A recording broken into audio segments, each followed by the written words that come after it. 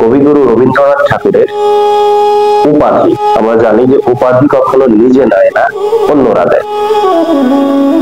উপাধি কি কি ছিল সেগুলো জানবো, এবং উপাধি দাতা কারা। রবীন্দ্রনাথ খুব চালাক ছিলেন, তিনি যখন তাকে যে উপাধি দিয়েছেন একেবারে সেই উপাধি সন তারিখ সহ কে উপাধি দাতা তার নাম লিখে রেখেছেন। এজন্য রবীন্দ্রনাথকে যিনি উপাধি দিয়েছেন তার নামও জানা যায়। যেমন আমরা কথায় কথায় তাকে বলি 1 নম্বর বিশ্বকবি। এই বিশ্বকবি উপাধি দিয়েছিলেন একজন খ্রিস্টান পাদ্রী, তার নাম ব্রহ্মবান্ধব উপাধ্যায়। এরপরে বলি কবিগুরু। কবিগুরু উপাধি দিয়েছিলেন ইতিমোহন সেন। তারপরে রবীন্দ্রনাথ ঠাকুরকে বলি 3 নম্বরে গুরুদেব। গুরুদেব উপাধি দিয়েছিলেন ভারতের জাতির জনক মহাত্মা গান্ধী। 4 নম্বরে তাকে বলা হয় ভারতের মহাকবি। ভারতের মহাকবি উপাধি দিয়েছিলেন চীনের একজন বিখ্যাত কবি, চীনা কবি, তার নাম হচ্ছে সি.জি. লিজন।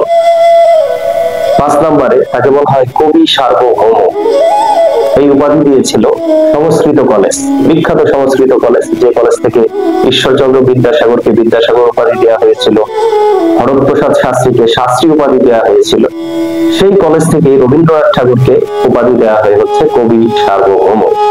এছাড়াও 6 নম্বরে তার উপাধি হচ্ছে জীবন শিল্পী। এই উপাধি দিয়েছেন অন্নদা শঙ্কর রায়, বিখ্যাত সাহিত্যিক অন্নদা শঙ্কর রায় এই উপাধি তাকে দিচ্ছেন। এছাড়াও 7 নম্বর তার উপাধি হচ্ছে ভারত ভাস্কর।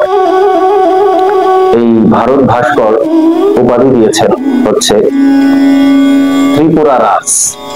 ত্রিপুরা রাজ। 8 নম্বরে তার উপাধি হচ্ছে পরম গুরু।